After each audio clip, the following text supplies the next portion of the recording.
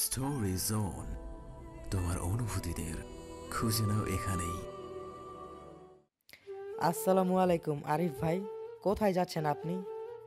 ওয়ালাইকুম সালাম। এই তো বাড়িতে যাচ্ছিলাম আর কি। তো তোমাদের কি খবর? হঠাৎ এখানে কেন তোমরা? সামনের ছেলেটির নাম তপু। মূলত সেই সালাম দিল আরিফকে। তপু নামক ছেলেটি সরল হেসে ভদ্রতা দেখিয়ে আরিফের হাত থেকে ব্যাগটা নিতে চেয়ে হাত বাড়িয়ে বলল, এই তো ভাই, ঢাকা যাচ্ছিলাম। রিদ ভাইয়ের পরিবার ঢাকায় আছেন। ওনাদের পরিবারের বিয়ে বলে আমাকেও যেতে দাওয়াত করেছেন। সেখানেই যাব ট্রেনে করে আমরা। তবে যাওয়ার পথে দেখলাম আপনারা এখানে দাঁড়িয়ে, তাই এগিয়ে আসলাম আর কি। দিন, ব্যাগগুলো আমাদেরকে দিন আরিফ ভাই, আমরা নিয়ে যাচ্ছি। এই শফিক, বাকি ব্যাগগুলো বের করতো গাড়ি থেকে তোরা। তপু নামক ছেলেটির আদেশে বাকি ছেলেগুলোও তাই করলো। আরিফকে হঠাৎ আগত ছেলেগুলোর সঙ্গে বেশ সখ্যতা দেখিয়ে কথা বলতে দেখে কপাল কুঁচকে আসে মায়ার। আরিফ সচরাচর বাহিরের মানুষের কাছ থেকে সাহায্য নেয় না যখন সঙ্গে মায়া বা জুই থাকে। বোনদের সেফটির কথা ভাবে তাই। তাহলে এখন কেন এই অপরিচিত ছেলেগুলোর থেকে সাহায্য নিচ্ছে সেটা মাথায় আসছে না মায়ার। আরিফ সবাইকে তাড়া দিয়ে স্টেশনের প্ল্যাটফর্মের দিকে হাঁটল। অনলাইনে কাটা টিকিটগুলো মোবাইলে দেখিয়ে কাউন্টার থেকে কাগজের টিকিট নিতে হবে বলে। ততক্ষণে জুই ফুলবানু বেগমকে ধরে এগিয়ে গেল স্টেশনের প্ল্যাটফর্মে রাখা চেয়ারগুলোতে বসতে। মায়া তাদের পিছনে, হাতে ছোট খাটো কাপড়ের ব্যাগ, কাঁধের একপাশে ঝুলছে মেইলি ছোট ব্যাগ। সেথায় ফোনের শব্দ আসলে বেখেয়ালি মায়া হাঁটা থামিয়ে ব্যাগ থেকে ফোন নিতে চাইলে বাধা দেয় তপু নামক ছেলেটি। সে আগের ন্যায় ভদ্রতা দেখিয়ে ছোট গলায় মায়াকে শুধিয়ে বলল, ভাবি, আগে কোথাও বসেন, তারপর ফোন রিসিভ করেন। এটা পাবলিক প্লেস, আপনার সমস্যা হবে দাঁড়িয়ে কথা বলতে। তপুর ভদ্র ভাষায় ছোট করে ভাবি ডাকায় বিস্ফোরণের ঘাড় ঘুরিয়ে তাকালো মায়া। মায়ার সাথে সাথে সামনে থেকে জুইও তাকালো ফুলবানু বেগমের হাত ধরে চেয়ারে বসাতে বসাতে। তপুকে ছোট গলায় মায়াকে ভাবি ডাকতে শুনেছে জুই, মূলত এজন্য জুইও চমকিত। কিন্তু ফুলবানু বেগমের সামনে কিছু বলতে নারাজ জুই। বিস্ফোরণের মায়া কিছু বলবে তখনই শফিক নামক ছেলেটি প্ল্যাটফর্মের চেয়ারগুলোর পাশে ব্যাগগুলো রাখতে রাখতে মায়াকে বসার জায়গা দেখিয়ে তপুর ন্যায় সেই ভদ্রতা দেখিয়ে ছোট গলায় বলল, ভাবি, আপনি এই চেয়ারটাতে বসুন। এখানে কোনো ছেলেরা আসবে না, আমরা আছি আশেপাশে। আপনি বসুন প্লিজ। বিস্ফোরণের মায়া হতবাক হয়ে ড্যাব ড্যাব করে তাকিয়ে রইল তাদের দিকে। আজকাল প্রায়ই মায়ের সাথে এমন হয়। চেনা নেই জানা নেই ইয়া দামড়া বড় বড় ছেলে পেলে মায়াকে ভাবি বলে সম্বোধন করে যেখানে সেখানে। এক একজনের আবার কি ভদ্রতা, আহা, দেখলে মনটা জুড়িয়ে যায় মায়ের। অথচ কে কার বউ সেটাই জানে না মায়া।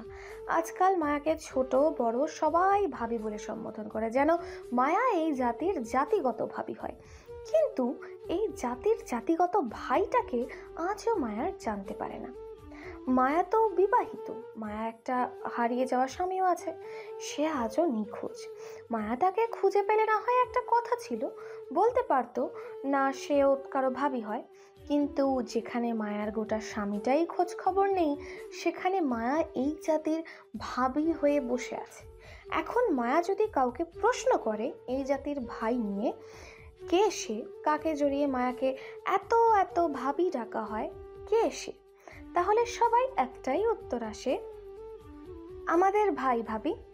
উৎসুক মায়া ফের প্রশ্ন করে, আপনার ভাইটা কে? আপনার স্বামী ভাবি। থমথমে খেয়ে মায়া এর বেশি প্রশ্ন কাউকে করতে পারে না, কারণ বাকি প্রশ্ন করার আগে বাকিরা গায়েব হয়ে যায়। মানে এক কথায় মায়াকে এড়িয়ে চলে যায় মায়ার সম্মুখ থেকে।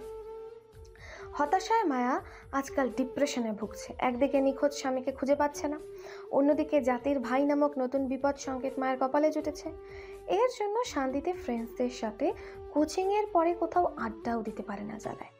মায়া আজকাল রাস্তার পাশে দাঁড়িয়ে ফুচকাওয়ালা মামার ফুচকা খেতে পারে না। যদি মায়া খাওয়ার জন্য যায় তাহলে দেখা যাবে কোথাও থেকে কেউ না কেউ সেখানে চলেই আসবে, একদম অপরিচিত মুখ মায়ার কাছে তারা। অথচ মায়ার সাথে তারা এত নম্রতা ভদ্রতার সহিত বিনয়ী কথা বলবে যেন মায়া খুব বড় ধরনের সম্মানিত ব্যক্তি হয় তাদের। প্রথম দেখায় মায়াকে বাধ্যতামূলক সালাম দেবে, তারপর বিনয়ী সহিত মায়াকে রাস্তায় দাঁড়াতে নিষেধ করে বলবে, ভাবি এই রাস্তাঘাট ভালো না, ভাইয়ের নিষেধ আছে। আপনি যাতে রাস্তাঘাটে খোলামেলা চলাফেরা না করেন, তাতে দুষ্টু ছেলেদের উৎপাত বেশি থাকে। আপনি বাসায় চলে যান ভাবি, আমরা আপনার ফুচকা প্যাক করে বাসায় দিয়ে আসবো। আপনি বাসায় চলে যান ভাবি। তারপর তারপর সত্যিই দেখা যায় মায়ার বাসায় সেদিন সন্ধ্যায় ফুচকার বড় ব্যাগ দিয়ে যায় কেউ না কেউ দারোয়ান চাচাকে দিয়ে তারা। মায়া যতক্ষণ পর্যন্ত ফুচকাওয়ালা মামা থেকে চলে আসবে ততক্ষণ পর্যন্ত ছেলেগুলো ওইখানে দাঁড়িয়ে থাকবে আর বারবার মায়াকে বিনয়ী করে বলবে মায়া যাতে বাসায় চলে আসে সেটা নিয়ে। এত বড় বড় দামড়া ছেলেদের ভাবি ভাবি অনুরোধ করাটা দৃষ্টিকটর লাগে বলে মায়া বাধ্য হয়ে চলে আসতে হয় সেখান থেকে। আর এই সব কিছুর প্রত্যেক সাক্ষী হচ্ছে জুই। আজকাল মায়ার সাথে সাথে জুইও অতিষ্ঠ এই অচেনা জাতির ভাইকে নিয়ে। তবে এতদিন মায়া এই বিষয়টি নিয়ে ডিপ্রেশনে ভুগলেও আজ মনটা বেশ ফুরফুরে ছিল এই ভেবে যে মায়া আজ বাড়ি চলে গেলে আর আসবে না এই চট্টগ্রামে, তখন এই জাতির ভাইয়েরও বিষয়টা ধামাচাপা পড়ে যাবে। কিন্তু হঠাৎ করে এই রেল স্টেশনে যখন মায়াকে অল্প পরিচিত ছেলেগুলো ভাবি বলে সম্বোধন করলো, তখনই মায়ার তাক লাগালো এই ভেবে যে এই জাতিরগত ভাই নিশ্চয়ই মায়ের বাসার খোঁজ খবর রাখবে।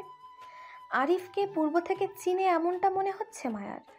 এবার মায়া নিজ বাড়িতে চলে গেলেও যদি জাতির ভাই লোকটা মায়ার জন্য সেখানেও যায় তখন কি হবে? চমকিত মায়ার ধ্যান ভাঙে ফের তপু নামক ছেলেটির মৃদু ডাকে। মায়া এক পলক তপুর দিকে তাকিয়ে বসল শফিক নামক ছেলেটির দেখানো চেয়ারে। জুই তখনও মায়ার দিকে অবাক করা নজরে চেয়ে। মায়া ভীতিকর দৃষ্টি তুলতেই চোখ মিলল দুজনের। মায়ার চোখের ভয়টা যেন মুহূর্তে পড়ে ফেলল জুই।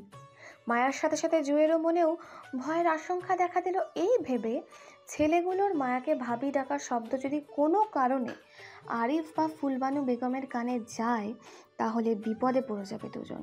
জড়সড় হয়ে বসা মায়ার সাথে সাথে জুইও চুপসে গেল ভয়ে। মনে মনে আল্লাহর কাছে দোয়া করলো যাতে আরিফ বা ফুলবানুর কানে না যায় ছেলেগুলোর ভাবি ডাকটা।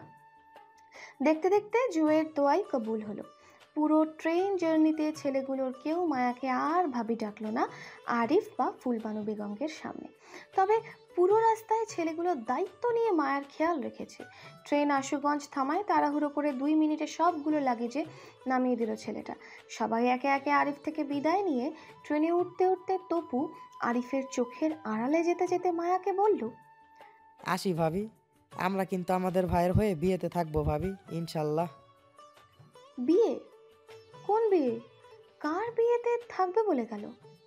মায়ার বোনের বিয়েতে তো ওদের দাওয়াত করেনি আরিফ, তাহলে কোন ভাইয়ের পক্ষ হতে কার বিয়েতে থাকবে ওরা? উফ! অস্বস্তিতে মায়া ফের ডিপ্রেশনে চলে যাচ্ছে। যন্ত্রণায় পারছে না হাত পা ছড়িয়ে স্টেশনে কাঁদতে।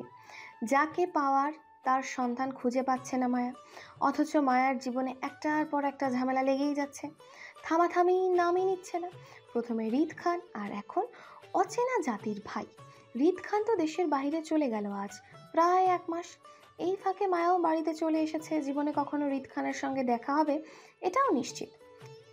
রিদ খানকে নিয়ে ঝামেলা মুক্ত, কিন্তু এই জাতির ভাইকে নিয়ে কি করবে মায়া? এই লোকটাকে সুবিধার মনে হচ্ছে না। সব জায়গায় মানুষ লাগিয়ে মায়ার বাড়ি অবধি যদি চলে আসে তখন কি করবে মায়া? মায়ার রাগী বাবা এসব শুনলে নিশ্চয়ই মায়াকে কেটে নদীতে ভাসিয়ে দিবে। ডিপ্রেশনে মায়ার এলোমেলো চিন্তায় হঠাৎ ঠোঁট ভেঙে কান্না আসলো। কি করবে উপায় না পেয়ে ভয়ে ফুপিয়ে কেঁদে উঠল সেখানেই। মায়া হঠাৎ কান্নায় ব্যস্ত প্ল্যাটফর্মের মানুষের অনেকেরই দৃষ্টিকুঠর হলো সে। জুই, আরিফ, ফুলবানু লাগেজ ছেড়ে মায়াকে ধরল। চিন্তিত গলায় 3 জনে মায়াকে শুধালো কি হয়েছে জানতে চেয়ে। মায়া কিছুই বলল না, শুধু অজানা ভয়ে ফুপালো। চিন্তিত আরিফ মায়ার কাঁধ চেপে নিজের কাছে টানল। বোনের মাথায় আদুরে হাত বুলিয়ে সান্ত্বনা দিলে একটা সময় শান্ত হয় মায়া। তীব্র কোলাহল গুঞ্জনে সকলের কাঁচা ঘুমটা ছুটে যায় মায়ার। বিরক্তির সূক্ষ্ম ভাঁজ ললাটে পটে আসলে চোখ মেলে তাকাতে চেয়ে পলক ঝাপটালো মায়া।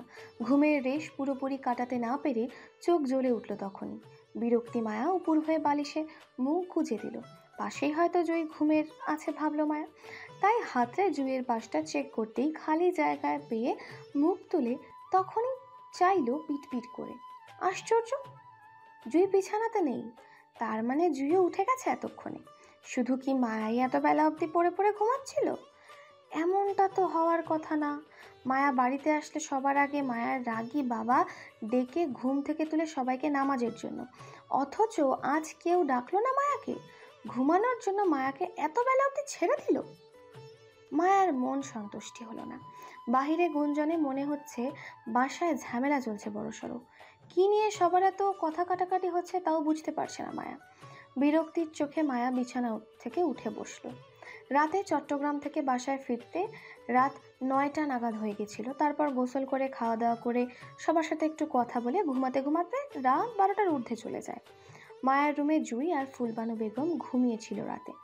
ক্লান্তিময় ঘুমটা এখনো পুরা হয়নি মায়ার। আরও একটু ঘুমাতে পারলে হয়তো ভালো হতো, কিন্তু যেহেতু বাসার সবাই উঠে গেছে তাহলে নিশ্চয়ই অনেক বেলা হয়ে গেছে। মায়াকে বিছানা ছাড়ার দরকার।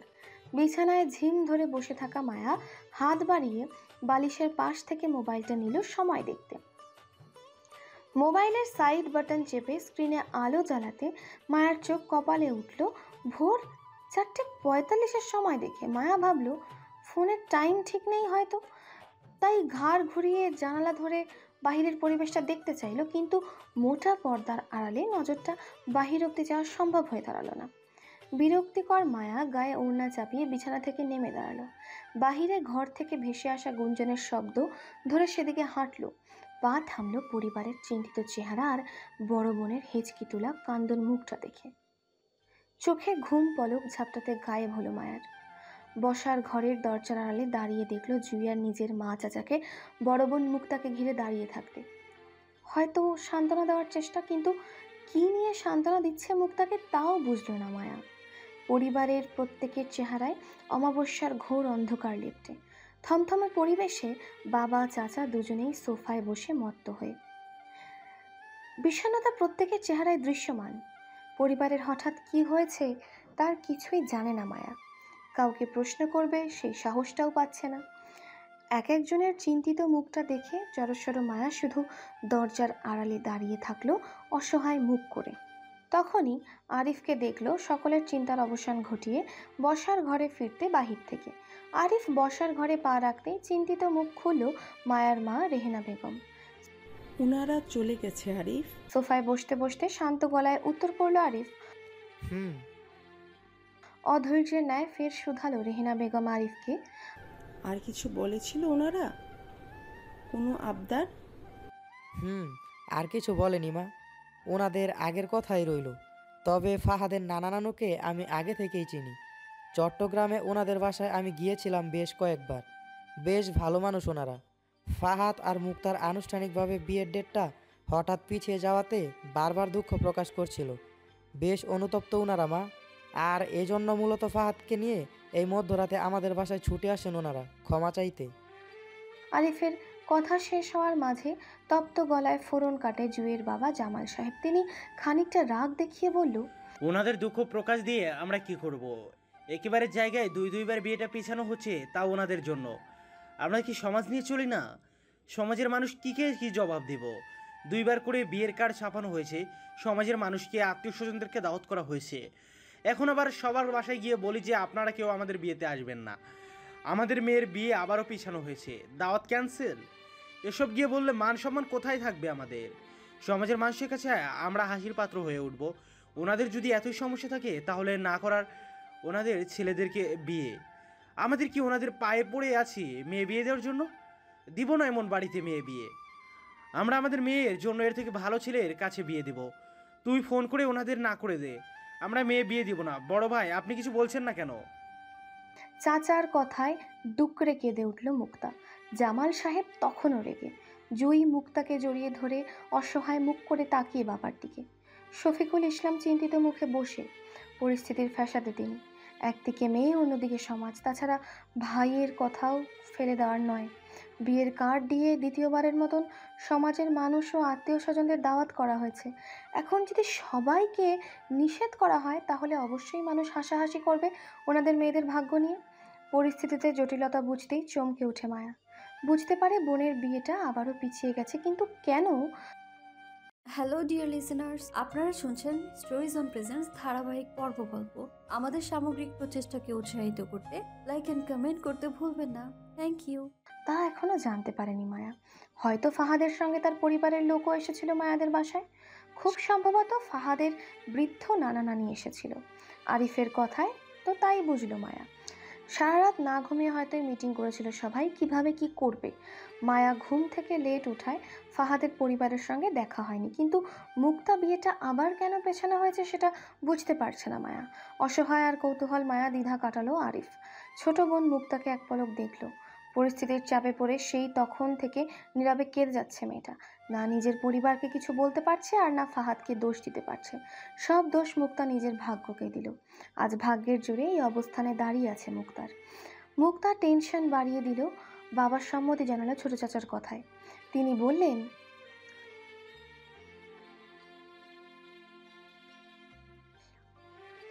বাবার গম্ভীর মুখের কথায় আতঙ্কিত হয়ে উপস্থিত সদস্যরা। মায়া ভীতু দৃষ্টিতে বোনের দিকে চেয়ে অপরাধীর নেয়। মুক্তার কান্নার বেগ আরও বাড়ে। এবার ফুপানো থেকে মৃদু শব্দ কানে বাজছে সবার। আরিফ পরিস্থিতির জটিলতা বুঝে গোপনে দীর্ঘশ্বাস ত্যাগ করলো। বাবা চাচাকে উদ্দেশ্য করে বলল, সমাজের কথা চিন্তা করার দরকার নেই কাকা। আপনি ভালো করলেও সমাজ আপনার পিছনে কথা বলবে, খারাপ করলেও বলবে। আমাদের আপাতত নিজের পরিবারের কথা ভাবা উচিত। তাছাড়া ফাহাদ পরিবারের অন্যায় কোনো আবদার করেনি চাচা। আল্লাহ না করুক আজকে যদি আমার পরিবারের কেউ ফাহাদের পরিবারের পরিস্থিতিতে থাকতো, তাহলে আমি ছেলে হয়ে কখনোই আমার বোনকে বিয়ে দেওয়ার কথা ভাবতাম না। আগে আমার পরিবারের সদস্যকে সুস্থ করে তুলতাম, তারপর বিয়ে দিতাম। আচ্ছা আপনি বলুন, আজকে যদি আমার আব্বা অসুস্থ হতো তাহলে আপনি আমার বিয়ের কথা চিন্তা করতেন কাকা? করতেন না নিশ্চয়ই। ঠিক তেমনই ফাহাদের পরিবারের হঠাৎ অ্যাক্সিডেন্টে ফাহাদের মা সুস্থ হলেও আঙ্কেল এখনও অসুস্থ। আমি নিজে দেখেছি আঙ্কেলের অসুস্থ কতটা। তাছাড়া ওনারা বিয়েটা ভাঙতে চাচ্ছে না, শুধু বলেছে আজকের মধ্যে ঘরোয়াভাবে দুই পরিবারের সম্মতিতে মুক্তা ফাহাদের বিয়ে দিয়ে রাখতে। কারণ পরশু আঙ্কেলকে নিয়ে ফাহাদ ও তার পরিবার সিঙ্গাপুর যাবে আঙ্কেলের ভালো চিকিৎসার জন্য। সুস্থ হয়ে আঙ্কেল সিঙ্গাপুর থেকে ফিরলে তারপর আনুষ্ঠানিকভাবে বিয়ের অনুষ্ঠান করে বউ করে তুলবে। ব্যাস এতটুকু আবদার তাদের। আর এখানে আমি খারাপ কিছুই দেখছি না কাকা। আমরা সবাই জানি অ্যাক্সিডেন্টে আঙ্কেলের বুক পাঁজরে 4টা হাড় ভেঙে গেছে, সেগুলোতে রিং বসাতে হবে। এতদিন বাংলাদেশে ডাক্তারের চিকিৎসা নিয়েছিল হয়তো ভালো হয়ে যাবে ভেবে, কিন্তু হঠাৎ আঙ্কেলের অবস্থা খারাপ হওয়ায় সিঙ্গাপুরে নিয়ে যাচ্ছে ইমার্জেন্সিতে। এমন অবস্থায় কারো পক্ষে আনুষ্ঠানিকভাবে বিয়ের আয়োজন করা সম্ভব নয়। সেজন্য বিয়ের ডেট পিছানো অনুরোধ করেছেন খান পরিবারের সদস্যরা এই মধ্যরাতে নিজে আমাদের বাসায় ছুটে এসে। এতে খারাপ কিছুই নেই কাকা, জন্মমৃত্যু আল্লাহর হাতে। আঙ্কেল বাইরে যাওয়ার পূর্বে ছেলের বউকে দেখে যেতে চান বলে এখন আপাতত ঘরোয়াভাবে বিয়েটা দিতে অনুরোধ জানিয়েছেন তিনি। আমার সাথেও ফোনে কথা হয়েছে আঙ্কেলের। আমি বিয়েতে সম্মতি দিয়েছি, দায়িত্বও নিয়েছি। এখন যদি আপনারা কোনো কারণে বিয়েটা ভাঙতে চান তাহলে আমি মুক্তার বড় ভাই হয়ে বলছি, বাবা কাকা কাউকে মানব না। আমি নিজে দাঁড়িয়ে বোনকে বিয়ে দিব ফাহাদের সঙ্গে, তাও আজ রাতে। দায়িত্ব যখন নিয়েছি আজকের মধ্যেই সব আয়োজন ব্যবস্থা করব আমি। এরপরও যদি আপনাদের কারো আপত্তি থাকে তাহলে আমাকে বলুন, আমি মুক্তাকে নিয়ে বের হয়ে যাব বাসা থেকে। তারপরও এই বিয়েটা বন্ধ হচ্ছে না, কারণ মানুষের বিবেক সর্বোচ্চ আদালত। আর আমার বিবেক আমাকে এত বড় অন্যায় করতে সমর্থন করছে না। বাকিটা আপনাদের হাতে।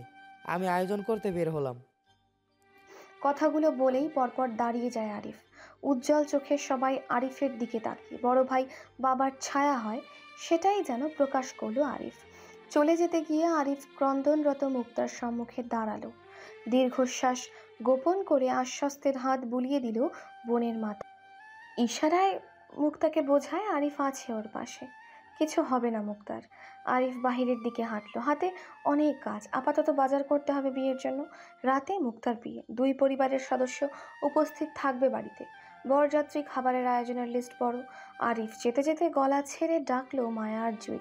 এই ঋতু, জুই, নিয়ে আয় তো ভাইয়ের সাথে, কাজ আছে। আরিফের এক ডাকই যথেষ্ট ছিল মায়ার জুয়ের জন্য। হন্যে হয়ে ছুটে তক্ষণি আরিফের পেছন পেছন। পরিবারের বড়রা কে বা কারা কি বলবে তার অপেক্ষা করলো না কেউ। আরিফ ডেকেছে, ব্যাস তাতেই হলো। এক দৌড়ে দরজার আড়াল হতে উল্লাসে ছুটে গেল মায়া আরিফের পেছন পেছন। পরিবারের বাকি মহিলা সদস্যদের মাঝে আনন্দ উজ্জ্বল চেহারা দেখা গেল। রেহেনা বেগম তখনই নিজের ছোট যা রেনু বেগমকে তাড়া দিতে দিতে বলল, এই রেনু, আয় তো, রান্নাঘরে আয়। কত কাজ বাকি, হঠাৎ বিয়ে আয়োজন করা কি চারটেখানিক কথা নাকি? এই মুক্তা যত্ত, তোর নানুমাকে নিয়ে ঘরে যা তুই। আর শোন, তোর ফুপিদের ফোন লাগিয়ে বল সকাল 7টার ভিতরে যেন সবাই এই বাড়িতে থাকে। এই রেনু, যা, তোর ভাই ভাবিদেরও দাওয়াত করে আয় তাড়াতাড়ি। বলবি সকাল 10টার ভিতরে যেন সবাই এই বাড়িতে থাকে। যা যা, সবাই গিয়ে যার যার কাজ কর, আমি নাস্তা রেডি করছি। রেহেনা বেগমের সবাইকে তাড়া দিয়ে ছুটল রান্নাঘরের উদ্দেশ্যে। আজ ওনার কত কাজ, বড় মেয়ের বিয়ে বলে কথা, শ্বাস ফেলার সময় কই ওনার।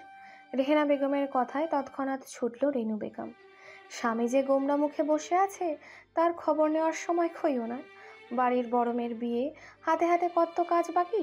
তাছাড়া বড় ভাবি বলেছে আগে রেনু বেগমের ভাই ভাবিদের দাওয়াত করতে, তাই তিনি আগে নিজের ভাই ভাবিদের দাওয়াত করবে, তারপর বড় যাকে রান্নার কাজে সাহায্য করবে। কে মন খারাপ করে বসে থাকলো তা আপাতত ওনার দেখার দরকার নেই, দেখতে গেলেই ঝামেলা হবে। তাছাড়া আরিফের কথা একটাও মিছে নয়, অস্বীকার করা দেয়। থাকুক দুই ভাই নিজের রাগ নিয়ে বসে, তিনি তো বাড়ির বড় ছেলের কথাই শুনবে। বাড়ির গৃহকর্মীদের তাড়াহুড়ো দেখে দুই ভাই একে অপরের মুখ চাওয়াচাওয়ি করলো। দুজনকে যে কেউ পাত্তা দেয়নি বেশ বুঝলো, তবে যদি আরও রাগ নিয়ে বসে থাকে তাহলে সারাদিনও যে কেউ তাদের রাগ ভাঙাতে আসবে না সেটাও বুঝলো দুই ভাই। এজন্য বিনা বাক্য বয়ে চুপচাপ উঠে দাঁড়ালো দুজন। নিজেদের রাগ ছেড়ে একে একে ফোন করলো নিকটতম আত্মীয়দের, যাদের দাওয়াত না করলেই নয়। যদিও বিয়েটা ঘরোয়া পরিবেশে হওয়ার কথা ছিল, কিন্তু মায়ার পরিবারের নিকটতম আত্মীয় স্বজনরা মিলে ভরপুর হয়ে আছে সমগ্র বাড়ি। কমপক্ষে 50-এর ঊর্ধ্বে শুধু মায়াদের নিকটতম আত্মীয় স্বজনরাই হলো। বাকি 20 থেকে 25 জনের মতন হবে ফাহাদের পরিবার থেকে আসা বরযাত্রী। বিকেল পেরিয়ে সন্ধ্যা নাগাদ বিয়ের আয়োজন। বউ সঙ্গে করে নিয়ে যাবে, 2 দিন পর আবার মুক্তাকে নিয়ে আসবে সবাই। মুক্তা শ্বশুরকে সিঙ্গাপুরে বিদায় জানিয়ে ফাহাদও যাবে বাবা মার সাথে। শুধু ফাহাদের ছোট বোন থাকবে বাংলাদেশে নানা বাড়িতে খান পরিবারের সঙ্গে। বিয়ে বাড়িতে মেহমানে গিজগিজ করছে পরিবেশ। মায়া এতক্ষণ দিব্যি টই টই করে বেরিয়ে সারা বাড়িতে ঘুরছিল। বোনের বিয়ে বলে কথা, পা দুটো মাটিতে পড়ছে না চঞ্চলতায়। সুন্দর দেখতে একটা চুড়িদার জামাও পরেছে। হুট করে বিয়ে ঠিক হয়, মায়ার শপিং করাও হয়নি। সকালে জুই আর মায়া আরিফের সঙ্গে বেরিয়েছিল না, তখনই আরিফ এই সুন্দর দেখতে জামাটা কিনে দিয়েছে মায়াকে। সেম দেখতে একটা জামা জুইও পরে আছে আজ। মূলত আরিফ দুজনকে একরকম দেখতে দুটো জামা কিনে দিয়েছিল সকালে। সেই জামা পরেই সারা বাড়িতে টই টই করছে মায়া। আবার ব্যস্ততা দেখিয়ে মেহমানদারিও করছে, মাঝে মধ্যে শরবত এগিয়ে দিয়ে। মায়া উৎফুল্লতা শুধু বরযাত্রী আসার আগ মুহূর্ত পর্যন্ত দেখা গেল। ফাহাদের সঙ্গে মায়ার আগে কখনো দেখা হয়নি। মুক্তার বিয়ে ঠিক হওয়ার পর ছবিতে মায়া বেশ কয়েকবার দেখেছিল। সরাসরি আজ প্রথম শালি দুলাভাইয়ের পরিচয়, কিন্তু সেই পরিচয়ে বিস্ফোরণ ঘটালো হৃদের দাদা দাদির উপস্থিতি দেখে।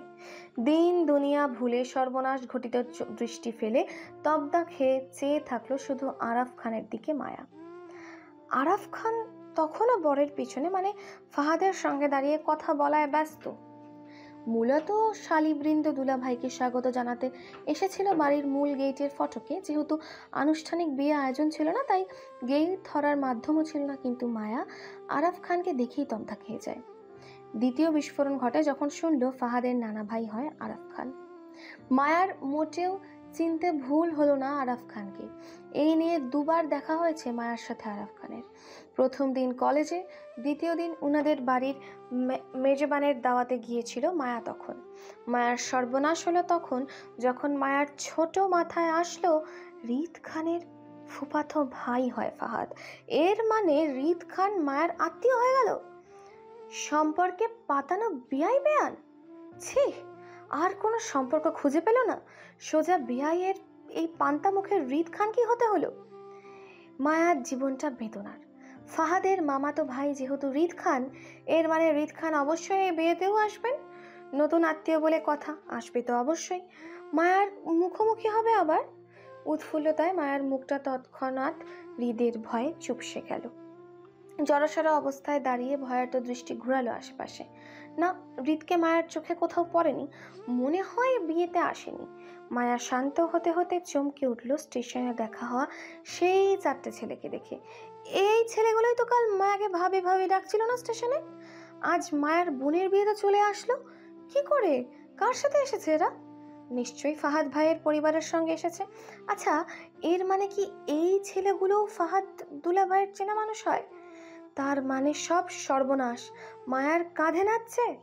আল্লাহ, এই অচেনা জাতির ভাই যদি ফাহাদের পরিচিত কেউ হয়, তাহলে নিশ্চয়ই এতক্ষণে জেনে গেছে মায়ার বোনের সঙ্গে যে ফাহাদের বিয়ে হচ্ছে সেটা। এবার আরো সহজে মায়া অবধি পৌঁছে যাবে কিনা বিধায়। একদিকে রিদ খান তো অন্যদিকে অচেনা জাতির ভাই লোকটা দাঁড়িয়ে। কোন দিকে পালাবে মায়া? পালাবার পথ তো সবই বন্ধ। অসহায় মায়া তখনই বুক ফেটে কান্না আসলো। এত ঝামেলার মাঝে ভেবেছিল এবার বুঝি মায়া নিস্তার পাবে সব কিছু হতে, কিন্তু তার কিছুই হলো না। উল্টো সব ঝামেলাকে আত্মীয় বানিয়ে বসে আছে সে। অসহায় মায়া সহ্য করতে না পেরে কেঁদে ফেলল। চোখে পানি, নাকে পানি যখন এক হচ্ছিল কাঁদতে কাঁদতে, তখনই কানে আসলো রিদ খান এখনো দেশে ফেরেনি। কবে ফিরবে কেউ জানে না। আর এই সংবাদটা স্বয়ং আরাফ খান দিল আরিফকে। মূলত আরিফ জানতে চেয়েছিল রিদ কোথায়, বিয়েতে কেন নেই সে। উত্তরে আরাফ খান এটাই বলল। কষ্টে জর্জরিত মায়া অসহায়ত্ব কমে আসলো রিদ দেশে নেই বলে। মায়া ভাবলো রিদ হয়তো এখনো জানে না মায়ার সাথে তার নতুন আত্মীয়তার সম্পর্ক হয়েছে। সেটা জানলে হয়তো মায়াকে অপমান করবে, এই নিয়েও মায়াও কম যায় না। আর একবার অপমান করে দেখুক না মায়াকে। মায়ার সোজা গিয়ে নিজের স্বামীর কাছে বিচার দেবে। আচ্ছা, ভালো কথা, মায়ার স্বামীর খোঁজটাও তো নেওয়া হয়নি। সুমনের সাথে মায়ার কথা হয়েছিল সকালে। সুমন বলেছে বাবা হাফেজ সাহেবের সঙ্গে কথা বলে মায়ার স্বামীর নাম ঠিকানা জোগাড় করে দেবে আজ রাতের মধ্যে। সেই থেকে মায়া ফোনটা হাতে হাতে নিয়ে ঘুরছে এত ব্যস্ততার মাঝেও। যদি সুমন ফোন দেয় সেই আশায়।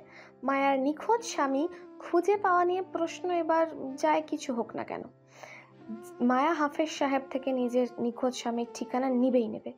হাফেজ সাহেব লোকটা কেমন ইচ্ছাকৃতভাবে মায়াকে ওর স্বামীর খোঁজ দিতে চাইছে না। মায়ার ফোন ধরে না, রাতে সুমন ফোন করুক। সঠিক তথ্য দিতে না পারলে দরকার পড়লে কালই একবার নরসিংদী চলে যাবে মায়া। তারপর এবার হারিয়ে যাওয়া স্বামীর ঠিকানা চাই। অন্তত ওই গম্ভীর মুখর পাষাণ রিদ খানকে টক্কর দেওয়ার জন্য হলেও মায়ার গুন্ডা স্বামীকে চাই। সুন্দরভাবেই বিয়েটা সম্পন্ন হয় ফাহাদ আর মুক্তার। বড় বোনের বিদায় বেলা মা চাচিদের সে কি কান্না! মায়াও একটু করে কাঁদতে চেয়েছিল, কিন্তু তা করার আর সুযোগ পেল কোথায়। মুক্তার সাথে বরযাত্রীদের সঙ্গে মায়ার জুইকেও যেতে বলল মায়ার গম্ভীর বাবা। মায়া অবশ্য প্রথমে যেতে চায়নি, এজন্য ভাইয়ের পেছন পেছন ঘুরঘুর করেছে কতক্ষণ, কিন্তু লাভ হয়নি জুয়ের জন্য। জুয়ের এক কথা, মায়া না গেলে সেও যাবে না কোথাও। অসহায় মায়া রাগে দুঃখে জুয়ের সাথে কথা বলা বন্ধ করে দিল। বাবা চাচাদের আদেশে সুন্দর করে গাড়িতে উঠে বসলো মুক্তার পাশে।